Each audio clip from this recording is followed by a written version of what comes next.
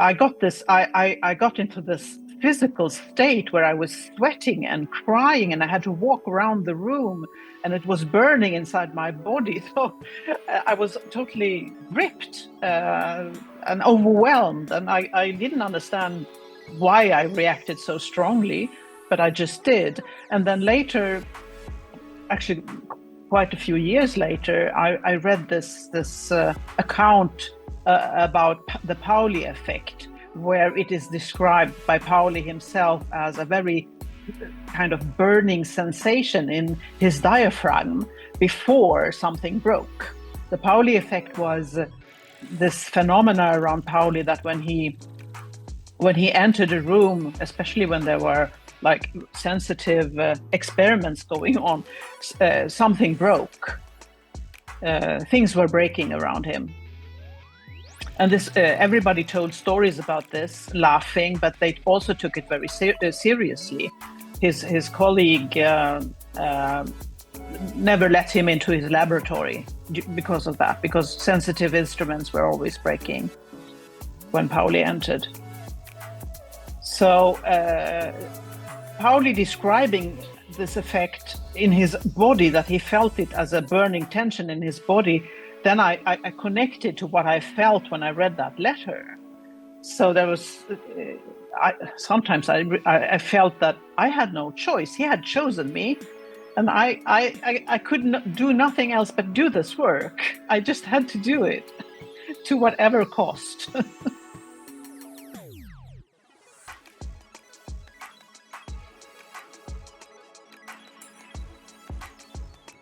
Welcome to Connecting with Coincidence. I am your host, Bernie Beitman, MD. Yeah, I'm a psychiatrist. I study meaningful coincidences, synchronicity, and serendipity. And part of the fun of this is seeing patterns repeated. I've had a great time in my life seeing patterns getting repeated, and how are they repeated, and how they apply to the person for whom it repeats becomes an intriguing question. And today we're going to be able to see something about a fairly unique set of dream patterns and how they connect in this person's life to archetypes and other related Jungian ideas. So our guest today is Suzanne Gieser, who has a PhD in the history of sciences, especially a history of psychiatry and psychotherapy, and is also a licensed psychotherapist and supervisor. I laugh because I've written a few books on psychotherapy myself. She works both with a private practice and as employed, among others as a specialist clinic for sexually traumatized people in Stockholm, Sweden, from which she is speaking to us today. She has studied the psychology of C.G. Jung since 1981, and particularly the relationship between Jung and his physicist friend, Wolfgang Pauli. Her book, The Innermost Kernel, Depth Psychology and Quantum Physics, Wolfgang Pauli's dialogue with C.G. Jung, was published in English in 2005. In this book, a chapter is devoted to how Jung and Pauli cooperated around the phenomena and theory of synchronicity, resulting in a very well-known publication in 1952. Suzanne was a senior lecturer and associate professor for 10 years at the Institute of Analytical Psychology, a private institute in Jungian scholarly studies in Stockholm. She's well versed in Jungian ideas, and we are delighted to be able to have Suzanne here with us today. So welcome to Connecting with Coincidence, Suzanne. Thank you very much, Bernard. I'm thrilled to be a part of this wonderful podcast. I've been listening to some of the other lecturers. It's been fascinating. Well, I thank you for that. And you're part of a long line of a variety of people talking about meaningful coincidences in a variety of ways. And your approach, as we've discussed, your came so many of the things that happen with us writers, with us authors, with us creators, with us trying to get an idea out, is it starts with personal experiences.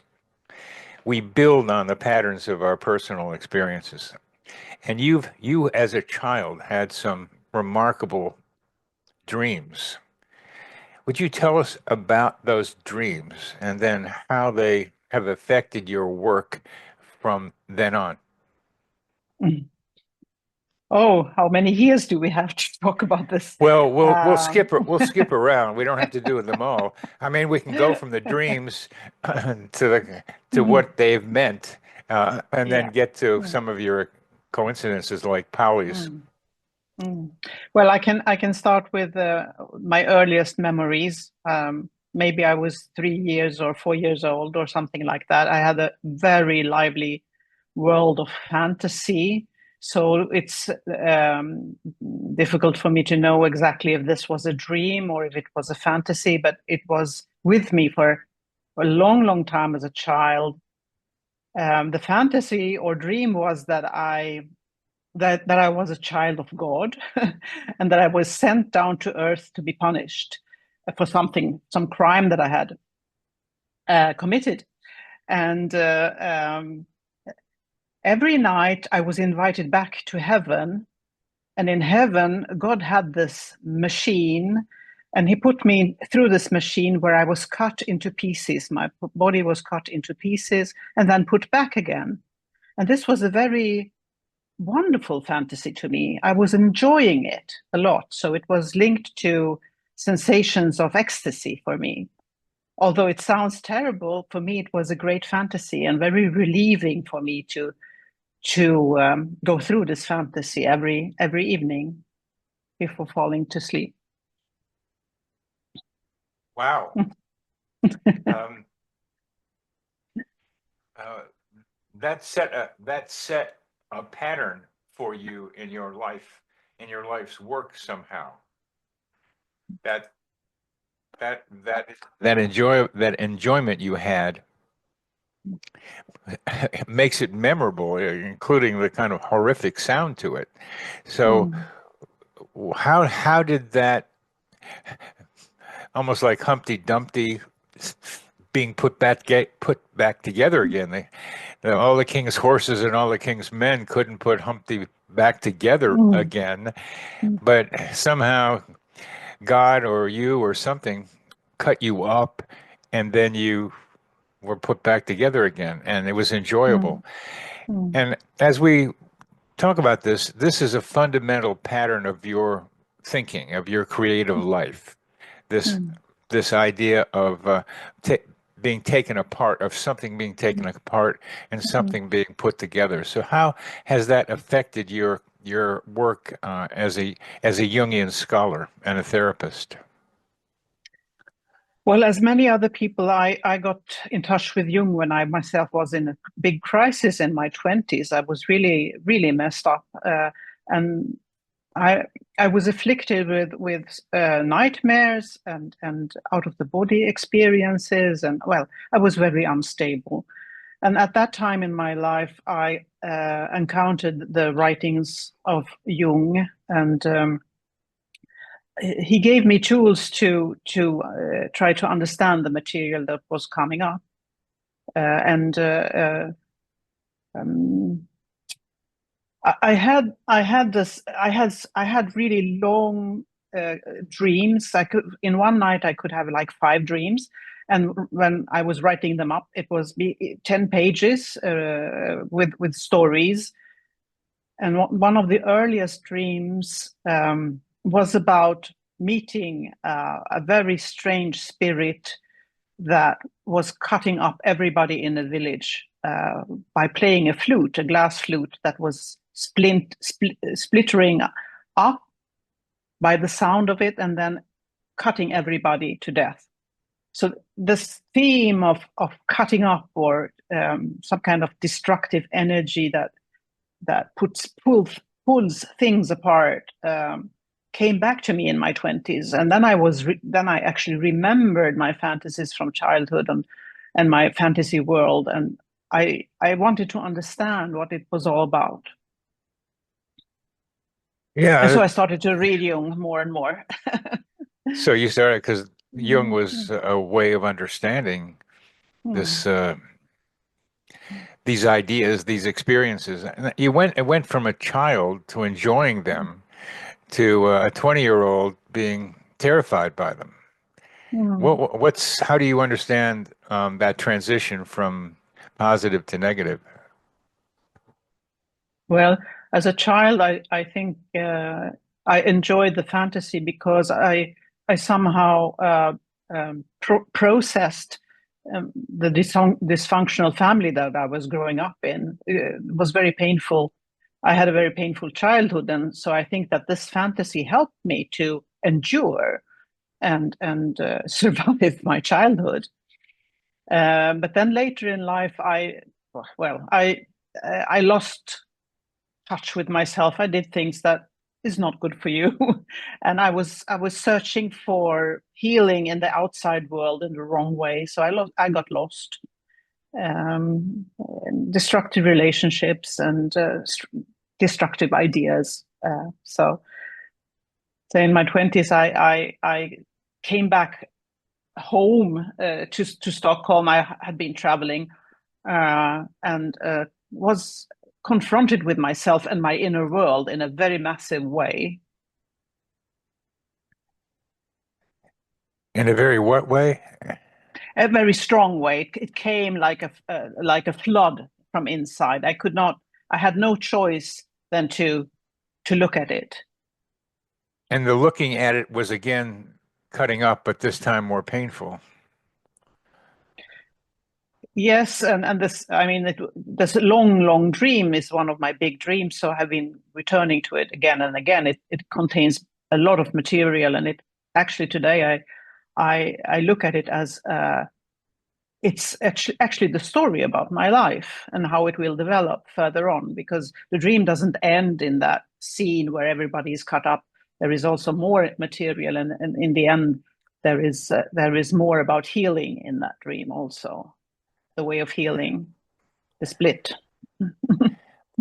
The split, and there's a lot of Mm, splitting. mm, Um, mm, the childhood dream, as you're telling me, would sound like being cut up from your dysfunctional family or have it being cut mm, up and then mm, having it being put together in a new way mm, would make it feel like it's mm, optimistic and positive. mm, mm. Uh, And I also later had a dream when had started to work with myself again, that I was at in a clinic where a surgeon was telling me, we have to cut you up and put all the organs in you in the right place because they are all in the wrong places. So this topic, this theme is recurring throughout my dream life. Mm.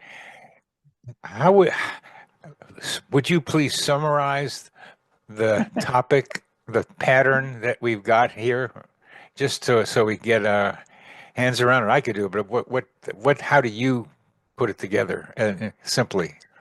Well, when I started to read Jung's books about alchemy, that was a big part of understanding what kind of archetype this is, because in alchemy, the process is about the black stage in alchemy is about death and cutting up and dying and decomposition, you could say. Um, the the death part of alchemy, which is the first stage, and then the following stages is about how you put yourself together again and create a new wholeness. It's it's called solve et coagula in Latin, to dissolve and then to coagulate again. Is that that sounds archetypal in the sense that it's a repeated pattern. Mm-hmm. Um, and one as you just named it, this just for those of us who are interested in archetypes, is that a sufficient name for what the dissolving and recap and coagulating is? Is that the name of it, of the archetype? Well, yes, I think you could summarize it with those two words. Yes. Because usually when people talk about archetype, it's not quite in those terms, and you can have pictures of what the archetype stands for. And anyway, that I've had a lot of questions about what archetype actually is and how they transform, and they have different meanings in different cultures and different. Anyway, it's a question that I don't want to have us get into here. However, what I'd like to get to is your deep interest in Pauli and Jung and their conversations. And for those who don't know that relationship, I started that Pauli was having some marital difficulties and drinking a little too much, and sought out a therapist and came to Jung. And you can correct me, and then continue the story, please. Mhm. Well, yes, he came to Jung, but Jung sent him to a woman analyst because he thought it was better for Pauli to work with a woman than to work with him with Jung himself. So yes, so he saw this woman during the spring of 1932, and he dreamt like 400 dreams from February until October that year, and he recorded them all. So, and then he still had a dialogue with Jung, but he made the analytical process he made with this woman called Erna Rosenbaum. And then Jung decided that he thought this process was so interesting, so he chose some of those dreams to then give a lecture in 1935, I think it was, and then later it became the book Psychology and Alchemy. Oh, so it was clearly a fruitful relationship, fruitful, fruitful and futile relationship between Jung and Pauli, enough so that Jung could build a book on those dreams. It's also kind of remarkable, especially these days, for them to have continued the relationship outside of the therapeutic relationship. So the boundaries back in those days weren't quite the way we are supposed to do them these days, which Yes. I'm glad for. I mean, there's sometimes when those boundaries need to be dissolved, and this was a creative boundary dissolution. Coagulate, slip. Again, the same pattern, really. Separate and then come back together again. So, tell us about your how you got involved with Jung and Pauli yourself. Well, I started with Jung, and at the time I was studying the history of religions at the university. I didn't really know what to do with my life, but I knew that I was interested in existential issues. So I chose religion to orient myself in the history of religions. And I wanted to write about Jung's psychology of religion, his take on it. And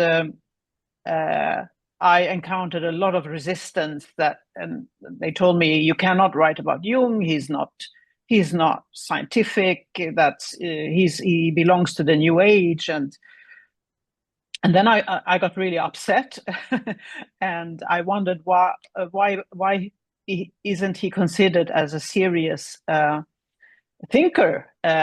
He has helped me. To me, he is really empirical because he could really describe what is happening when things come from inside, like this. So then I wanted to explore the notion of science. What is science? And why are certain things included as scientific, and why are other ways of thinking excluded from science? So I wanted to do my PhD about the concept of science with Jung as an example. So I was starting to look for what the critics are saying about Jung, but I also wanted to find another voice, some thinker or somebody who had said that Jung was like a serious thinker and a serious scholar and a serious scientist. So while looking for those other voices, I found this footnote where it said that this physicist Pauli had said that Jung's way of doing science is more in alignment with the new way of science, with quantum physics and the new paradigm. And I got really interested because I had never heard about this Pauli person. So who was this? And I started to explore who he was. And then a whole new world opened to me. Also talking about synchronicity at especially this time, this professor of physics and historian of science, Carl von Meyen, who is sadly not with us anymore, he had started to collect Pauli's letters. He was at the time in Barcelona as a guest professor, and also again through some synchronicities, I got his name, so I wrote to him, and he said, "Yeah, you can come down here and see what I have gathered so far." And at that time, the correspondence between Pauli and Jung was not known, so he didn't know about it. So I went down and looked what he had, and most of it was physics, and I could not understand a word. But here and there, I found that Pauli wrote about that he had talked with Jung about certain things, and that he had written letters to Jung about certain things. So then I really wanted to follow that trail, and got in touch with the family, with the heirs of Jung, and asked, "Is there such a correspondence? Can one read it?" and so on. I got no answer in the beginning. I was waiting for a year and I almost gave up the project. And then suddenly I got a letter from the grandson of Jung, who said that okay, I'm soon going to die anyway. I have cancer, so you go ahead. You can look at it. So he gave me his permission, and with this permission, I went to the library in Zurich, in Switzerland, and was allowed to look at the letters. I was not allowed to copy because it was still under secrecy, everything. But the librarian who watched me, I was actually copying all the letters by hand because I was not allowed to take photocopies. And I knew that it would be impossible for me just to look at the letters and take some few notes. So I was actually copying every letter. So I really felt, but the librarian was looking through his fingers. He saw what I was doing, but he smiled. So, and then he actually also helped me. He told me that the secretary of Jung, Aniela Jaffe, who was still alive at the time, that she had some letters from Pauli as well, and that I should get in touch with her. And I got in touch with her, and she was the nicest person. She invited me home to her, and she was blind. And she just said, come in. And she gave me like a whole package. Here are the letters. You can have them. I'm blind. You can have them. And these books, you can have these books. I'm blind. I cannot read anymore. She was like just handing it over to me, like, take it, do something with it. So that was really a wonderful experience. I was a bit overwhelmed. I was always thinking, I will not be able to do this. I don't know any physics. But something in me just pulled me to continue to do the work. And you have, and the Jung-Pauli letters have been published. Yes, they have. What did you have to do with that, getting them published? I was not involved in the publishing of those letters at all. That was Somebody else. Yes, but I was involved in that sense that the Pauli committee. Pauli had no children, but he had a wife, and she had said that she wanted everything that had to do with Jung and Pauli to be burnt, to be destroyed. She didn't want Pauli to be remembered She wanted him to be remembered as a pure scientist, and she was very embarrassed about his interest in Jung. So the letters that she found in his office when he died, from Marie-Louise von Franz, which also was a pupil of Jung's, she burnt them. And she told the Pauli committee, the committee that was going to preserve his heritage, his letters and everything, his library, that if they find something that has anything to do with Jung, they should either destroy it or just not include it in the legacy.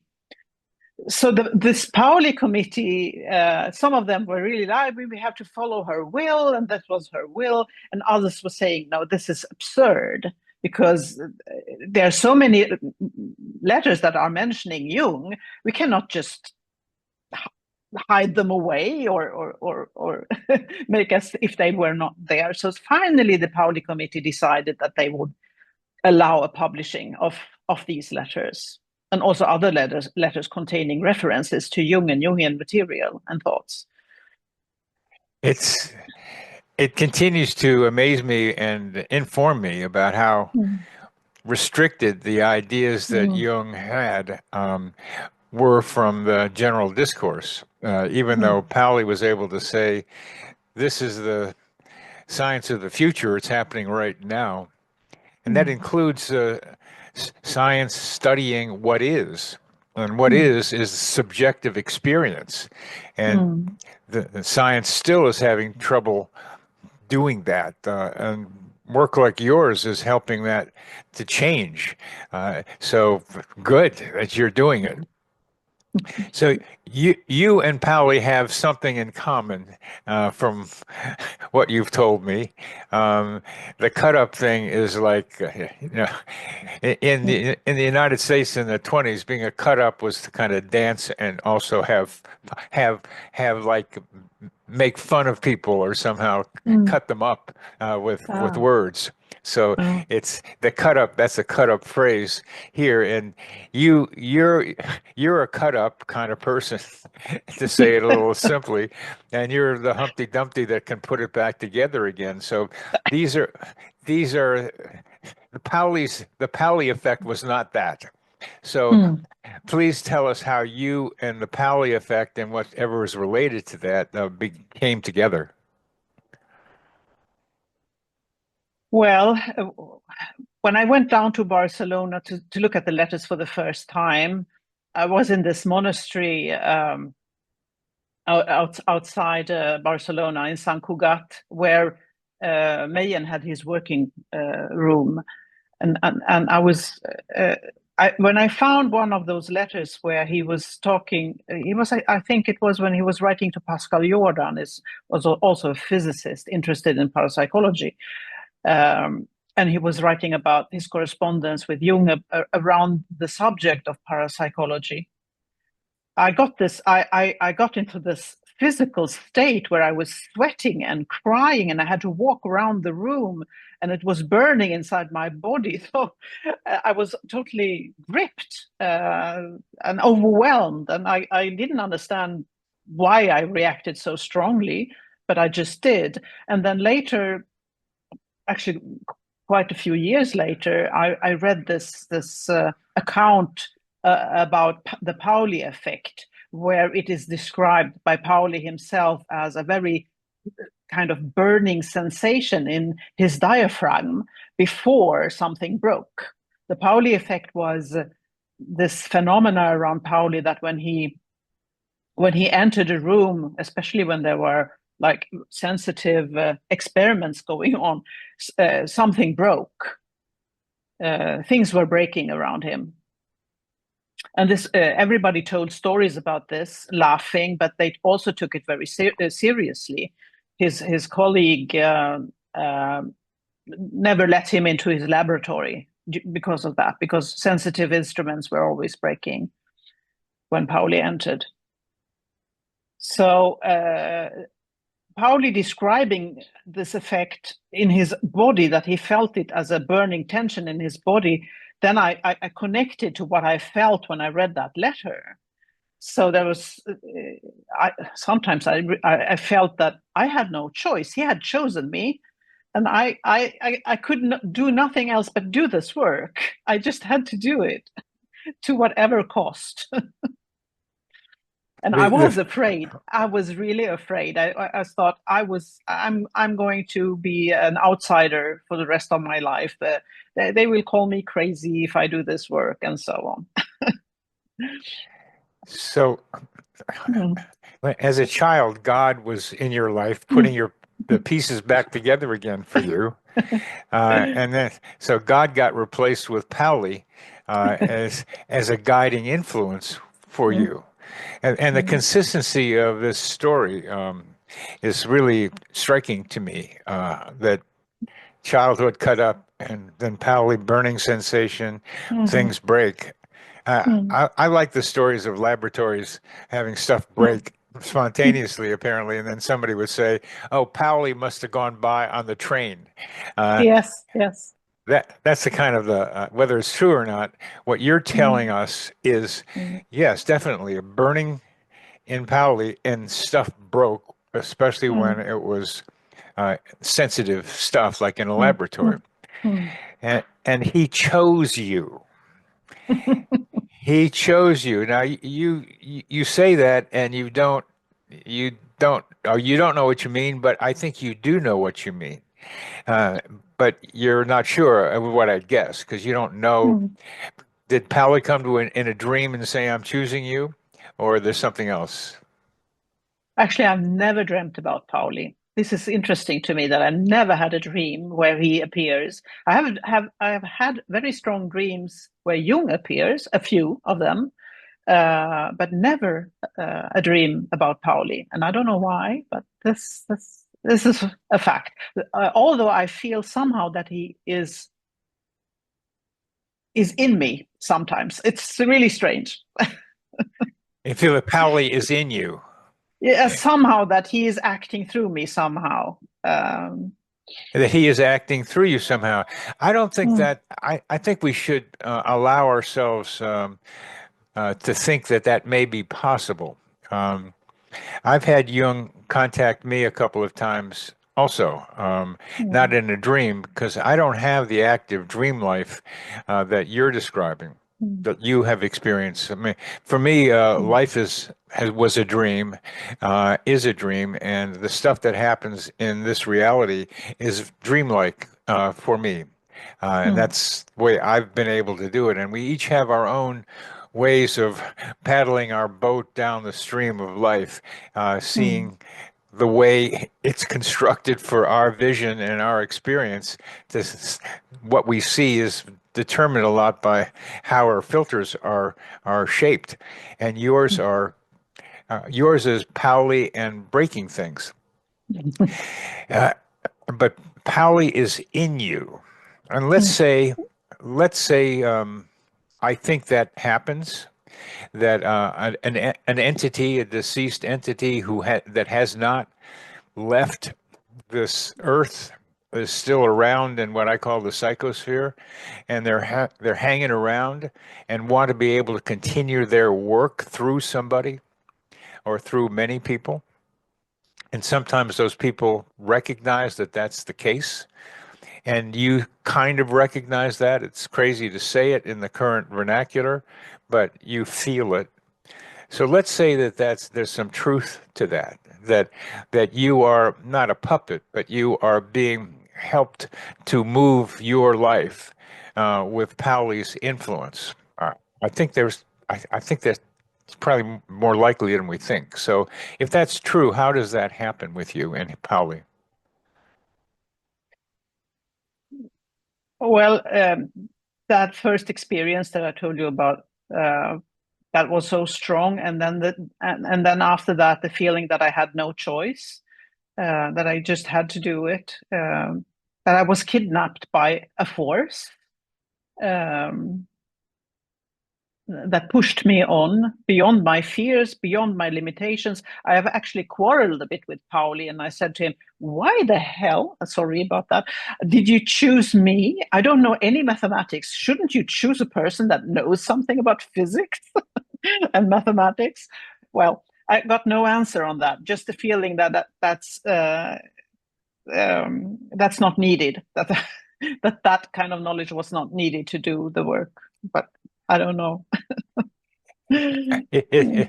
These dialogues with, let me say, discarnate beings Mm, are again part of the science of the future. It's going to be mm, more accepted because mm, those guys are hanging around there. Some of them have, some of them they just didn't finish their work, and for other people, mm, that can be problematic.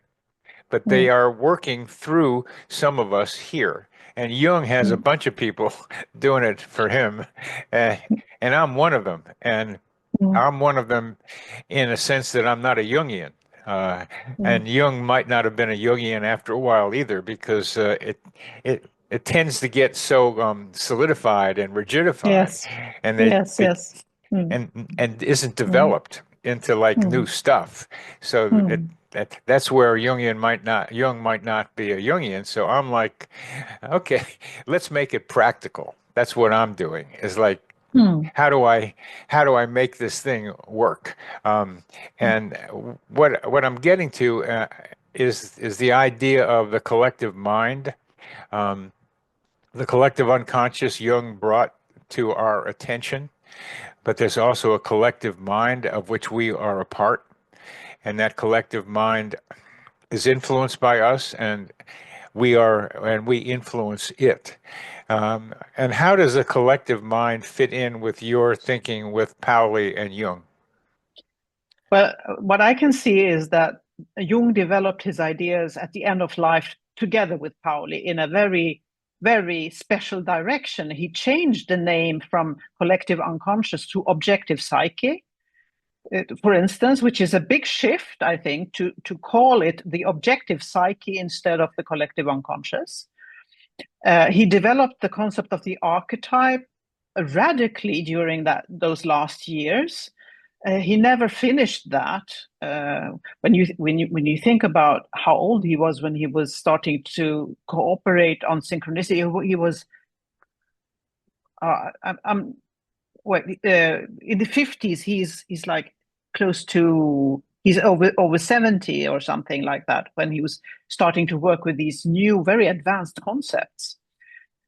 So the concept of the archetype is also being broadened into the uh, to the so-called psychoid sphere, where the archetype is not defined as something psychological. It's defined as something in the fabric of reality, where in a world where mind and matter is not two different aspects, but they are one aspect in this idea of unus mundus that Jung also developed late in life, one world that now in philosophy is called the non-dual monism perspective. So he's really developing his ideas into something that I think today is just emerging more and more, this non-dualistic worldview, where mind and matter are two aspects of the underlying an underlying yet not known something not known, or it's not mind, it's not matter, it's something beyond that, or both, or something like that. Hmm. Mm.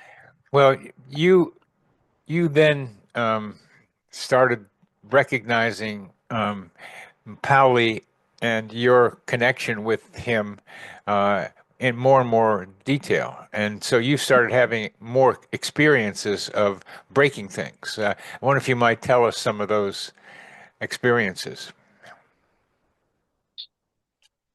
Um, well, the connection between a very strong affective state, uh, how that can make things around you break.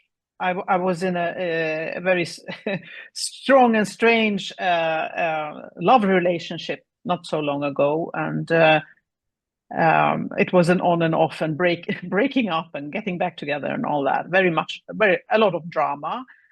but also very heart opening for me. Painful, but opening. And and one of those occasions, I was talking on the phone with this man, and I was holding a very sturdy glass in my hand, like an unbreakable glass.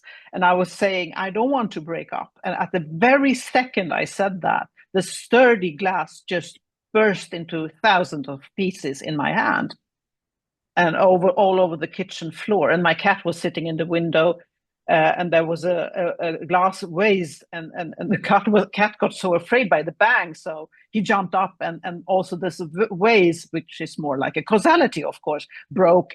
But the picture in front of me was this floor in the kitchen full of glittering shards all over. So that was really strange experience. So that was really something.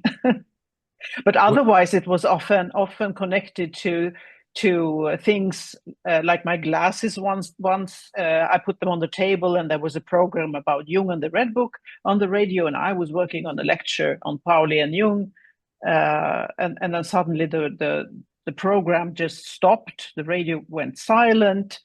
The glasses on the on the kitchen table, my eyeglasses, just said bang also, and was split. One of the lenses was split in half, and then after a while the radio went on again, said, "Oh, we had a strange technical error. We will send this program at a later time." So many such experiences about some kind of tension and something breaking, and it's almost always earlier connected to the Pauli-Jung relationship and my work with that. But later in life now, it has to do with my own emotional development, going from head to heart, which is my path now. And it becomes more and more my path. What do you mean going from head to heart and breaking? Well, how does that work? Well, I've been very much in my head since my 20s, when I started at the university. Very much intellectual work, and quite a not so good relationship to my body and my feeling life. I've almost decided on the way that will be for another incarnation. I can handle. I cannot handle feelings. That's just impossible. I can't do it. And of course, the universe does not agree. So they send me some kind of crazy love affair that makes me totally lose my marbles everywhere. Very painful, very frustrating, but my heart really cracked open. And it's still open after that. And this is also connected to that I'm working more. I have been working with psychotherapy, which is a healing work. And also in that work, I've gone from being more of a talk therapist to working with the body, working with trauma. Trauma is very much about being split up, head and hearts being split up, or the body is being split off from the rest. And doing that healing work with the body, that is the path that I'm walking now when I'm working with trauma patients and working with myself at the same time, with my body. And now you could say that the work is about loosening up or dissolving the wrong perceptions of yourself and your body and reconstructing it.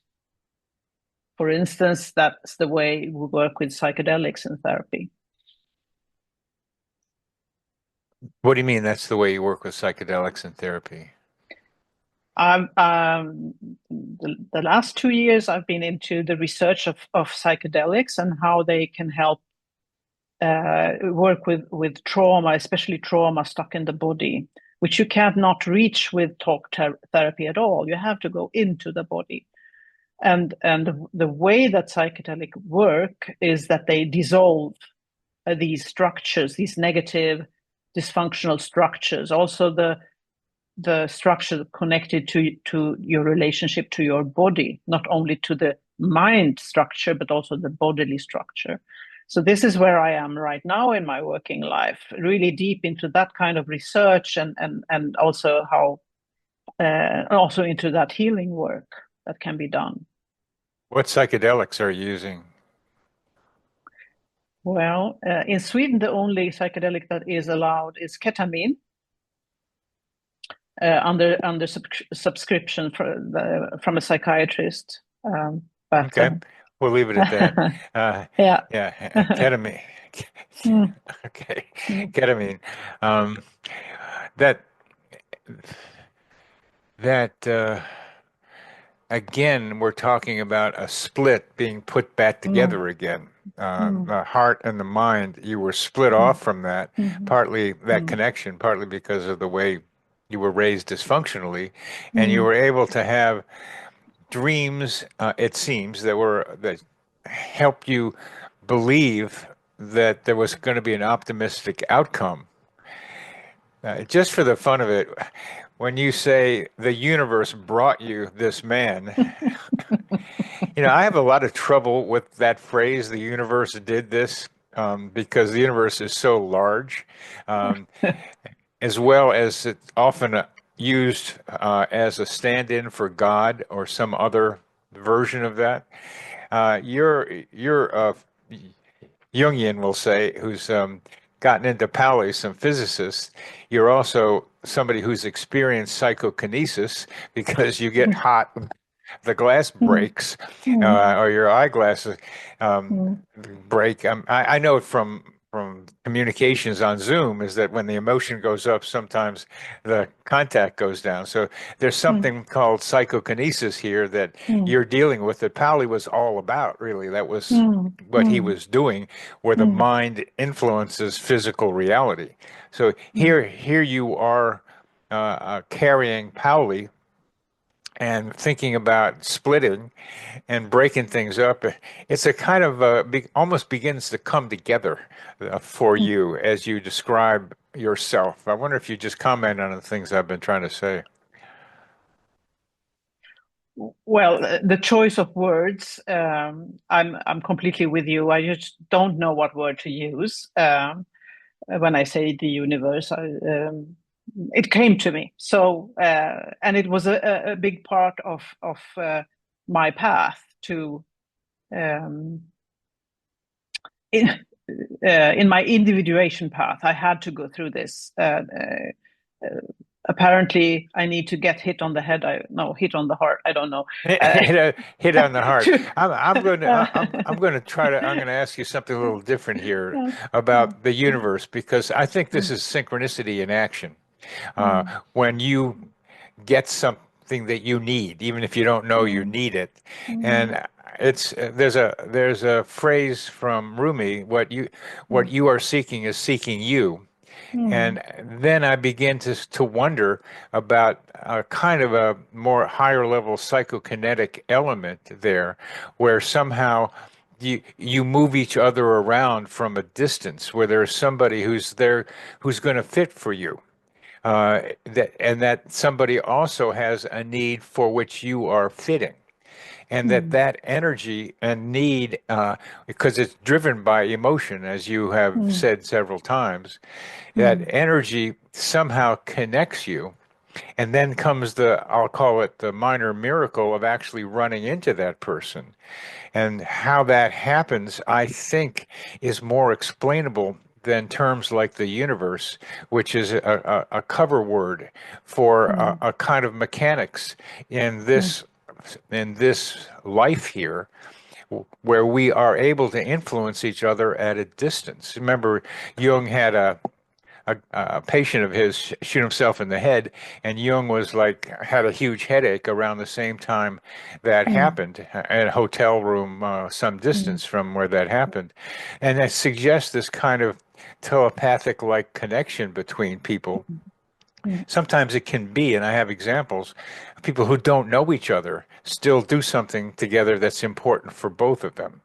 So I wonder mm. what you think about this, the medium, if you will, the medium through which this might happen, even with my description and the possible medium through which it might happen. I don't know. To me, that's an open question. Um, I, I'm just observing what is happening. There were also a huge amount of synchronicities when had this relationship, which was about 5 years long. Huge amount of synchronicities, really strange strong ones. So it seems to me when you get into a heightened state of affect, it forms the reality around you, and it seems that that matter and psyche suddenly are not separate; they are interacting in a living kind of way. And the only theory I have about that is the Jungian theory about the one world, the unus mundus, and the archetypes transcending mind and matter, and that they emerge and are patterning our reality, and that we can observe that when we are in this heightened affective state, but we can also, I think, get to that when we deepen and go into a deep meditative state. So we can get there by ecstasy, or we can get there by deep meditative calmness also into. And it seems to be that to me that this world that we are calling the normal world is one specific dimension ruled by all these classical physical laws, and also the laws of classical psychology. But beyond that, in a heightened or altered states of consciousness, there are seems to be other rules or other kind of I don't want to call it mechanism, but other kinds of powers, or whatever we should call it. Yeah, I agree, and I'm Mm, interested in the mm, I'll call it the mechanics, as I think it is. It's there's mm, you have, but I like your phrase. Our heightened emotions shape the reality mm, around us. mm, mm, Uh, mm, that as a visual that I can mm, really understand, uh, mm, because mm, it's becomes yet visualizable. Well, as we're coming to the end of our time together, and I'm wondering what you're working on these days in addition to the psychedelic and body work, trauma work, is part of your being the the inheritor of some aspect of Wolfgang Pauli. well, at the moment, I do not do any work around the Pauli Jung, not in that specific way that I have been doing. The last book that I was editing came out a few years ago, in 2019, about the lectures that Jung gave in the United States in 1936 and 1937. That was also a work that took me 10 years to do, so it was a huge work. After that, I thought I said to myself, I will never ever work with words again. No, but I don't know. I don't know. It's an open question what I will do next. Right now, I'm really deeply into working with healing, and but these theoretical thoughts are with me in the background, and maybe something will develop more. I think I need more dialogue with other people also working in the same kind of sphere where I'm have been working so that these ideas can develop more. And I've been in some such connections lately. For instance, oh, what's his name now? You also had him interviewed now from Essex, from the University of Essex in London. No, Uh, in England, I mean. yes, uh, yes. Roderick Mayne. Roderick Main. Yeah. with these people that are at Essex. I have had some interesting seminars and dialogues, and we will maybe have one next year as well. And also with Harald Atmanspracher, who has written this interesting book about the dual aspect, monism and the deep structure of meaning, I think the name of the book is. And I've been invited to the Paris Center this year also to give a talk. So there are things like developing, but I think I need to do it more in dialogue with other people that are deep into these subjects so that we can inspire each other for the next step, so to say. So to say, when you say these subjects, it's not infinite. The subjects you're talking about. So what are pardon? It's the nature of consciousness, the nature of reality seems like a very huge subject, but mind and matter, body, soul, mind and matter, the nature of consciousness, these kinds of subjects. I also have some physicists friends that are interested in how quantum physics is developing into a more and more like philosophical, existential picture of the world. So there are dialogues going on. Well, I'll summarize it with the nature of reality, which is what I've been interested in for a long, long time, because they didn't tell me stuff at school. And that's one of the questions I have. Like, there's something else going on here, is what I would think. So the nature of reality, particularly starting with consciousness, which is so elusive to define. And my way of thinking and starting with it is that we each have our own ability to observe our own minds, a self-observer. Each of us have a self-observer that is variably activated in people. Some people just don't have it activated. It's still there. And other people maybe overdo it, but still the potential of looking at our own minds and not just our cognitions, but our feelings and our body, because we need, in order to know your body, you got to recognize that heat, then your body, you got to be able to, oh, look, I have, so some part of you's got to like draw that heat to your consciousness, and that's a self-observer. And that's where I start with consciousness, our little bit of that, something much greater, but not, I can't go way out there yet. I start with there, and I kind of build up from there to a collective mind, that we all share a collective mind. And then I'm trying to be able to help develop a collective self-observer, so we can have a group of people who can observe the activities of the collective human organism's mind, which has a lot of stuff going on in it. And like in psychotherapy, define patterns that we can help change. But you have to see them first. And again, you got to want to change them. And a lot of people are not wanting to change them. So I'm looking at psychotherapy for the collective human organism through the lens of the self-observer and synchronicity, because I think that plays a huge role, or can play a huge role. That sounds very interesting. I think that's one of the most important thing, is to see how stuck we get in patterns from our individual lives, relationships, and how we act as a societal creature. We get stuck in patterns and we won't let go, and that is so destructive. Yep.